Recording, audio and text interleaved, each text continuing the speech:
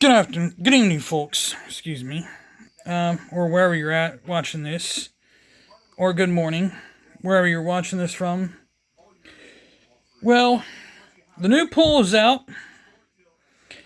Ohio State's number one, Penn State number two, LSU number three, Georgia number four, Miami number five, Oregon number six, Texas number seven, Clemson number eight, Oregon number 9,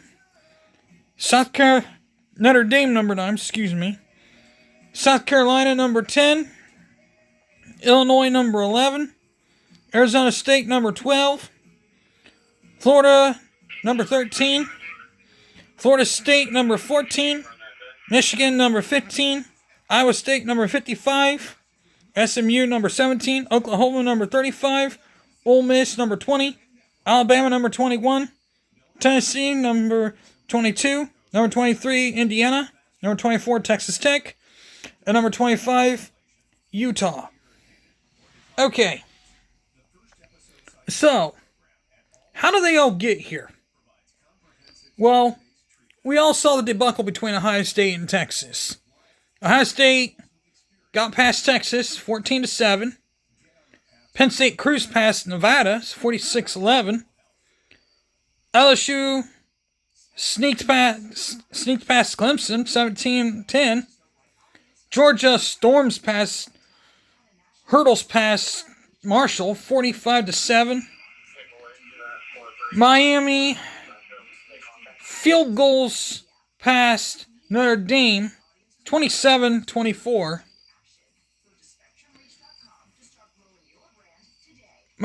Oregon quacks past Montana State, 59-13. South Carolina then jumps all over Virginia Tech, 24-11. Illinois spears past Western Illinois, 52-3. Arizona State wreaks havoc on Northern Arizona, 38-19. Then Florida takes bite out of LIU, 55-0. And then Florida State upsets Alabama, 31-17. Then Michigan holds off New Mexico, 34-17. Iowa State stomps South Dakota, 55-7. SMU drills past Eastern Texas A&M, 42-13. Oklahoma annihilates Illinois State, 35-3. Ole Miss takes care of business with Georgia State, 63-7. Tennessee takes care of Syracuse, 45-26. Indiana gets past Ohio Dominican, 27-14. Texas Tech storms past Arkansas Pine Bluff, 67-7. While Utah storms past UCLA, 43-10. Now, some of these we need to be spoken about. I mean,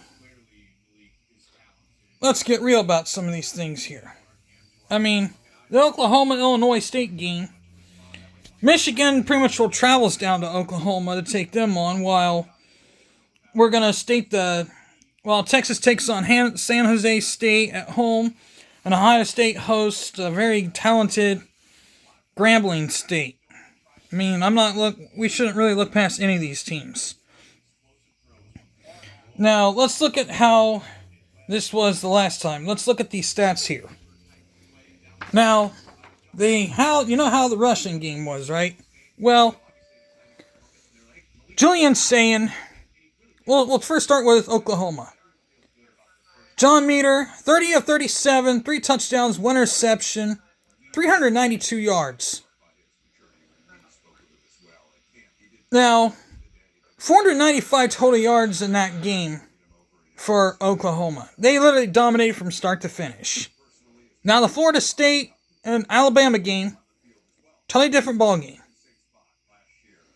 Now, Ty,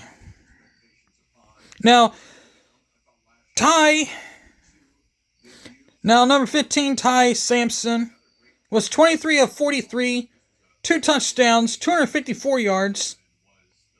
Good numbers there. I mean, he seemed like every time he hit his receiver, they were there.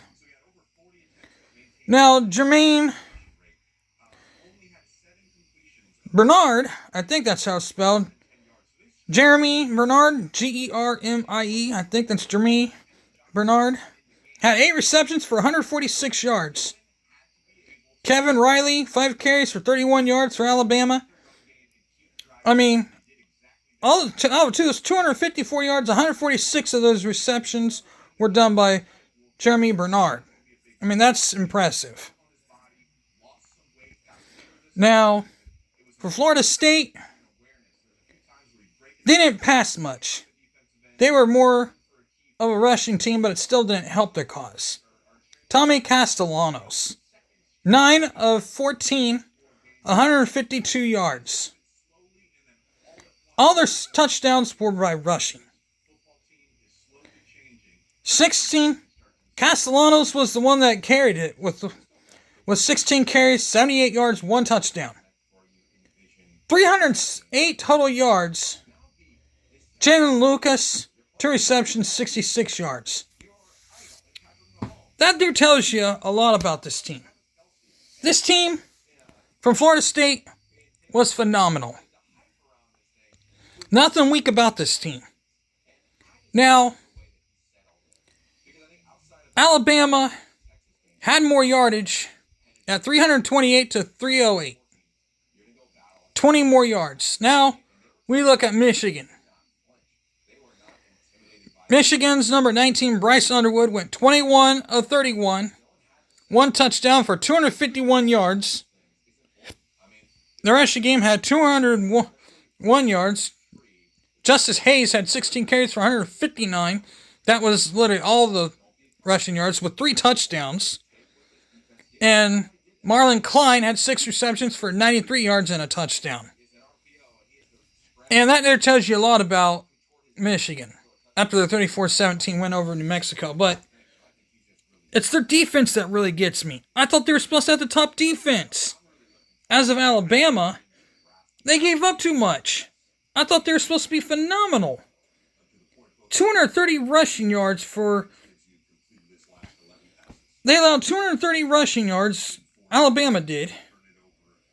And it just makes me wonder how this works. Now, Ohio State and Texas. The 14-7 win was a big win for Ohio State.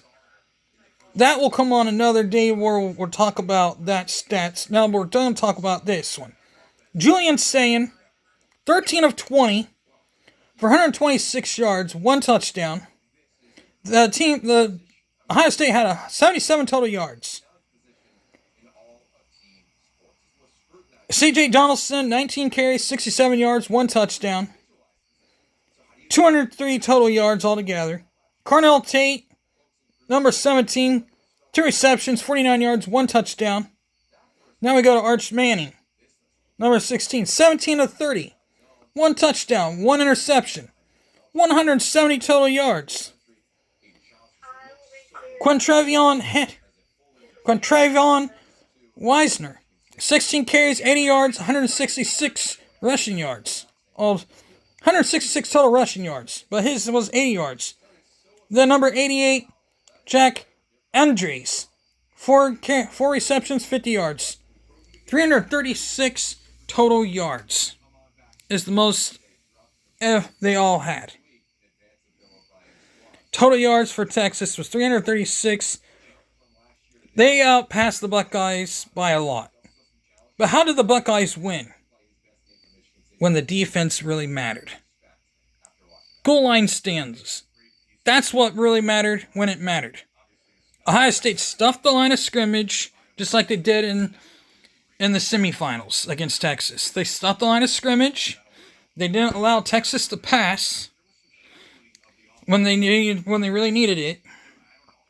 If Quinn Ewers was still around, I don't know if that would have even worked out still.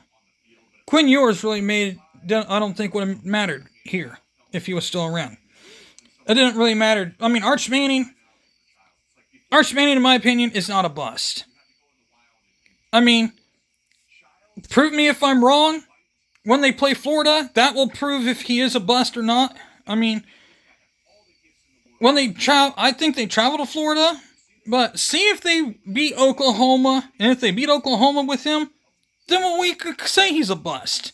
But until if he beats Oklahoma, and if he beats Florida, then maybe we can say he's a bust. But prove me wrong, if he beats those two teams, then maybe we can say he's a bust. But we'll talk more about Arch Manning maybe on Thursday, and then we'll do more about the Ohio State Julian Sayin. But Julian Sayin put up some decent numbers. I mean, 126 may not be a big number, but give him some this weekend when he plays Grambling State. He might put up some big numbers. I'm not looking forward to having a very small amount of yardage. But Arch Manning, he's not a bust. Not by all means. There's no way in this universe you can say he's a bust after just one game. And I'm talking to you, Oklahoma people. I mean, I get it. You were on our side during that game. A lot of you wanted to say horns down. But so we did it for you, horns down. But in the meantime, you got to think, do you have what it takes to stop him? I mean, it was his first game. He played before. This wasn't his first rodeo. He played at home as a starter the other times. He was a second stringer the other times. So that tells you a lot about him. So this isn't his first rodeo being out there. I understand he passed for 170 yards, and that's more than what Julian Sayin did. But the way the media preps up a person shouldn't be by the person's name. It should be by their stats in high school, not by a name. And just because your last name is Manning doesn't mean you should be a person ready to be quarterback. Just because your uncles were quarterbacks in high school that went pro doesn't mean you should be propped up to be this person ready to play. Maybe there was a reason that he was behind being a quarterback. Behind Quinn Ewers last year. I don't know. I mean, I honestly don't know. Maybe Sark was onto something. I don't know. I mean, Texas, I'm not saying Texas was weak by all means at all.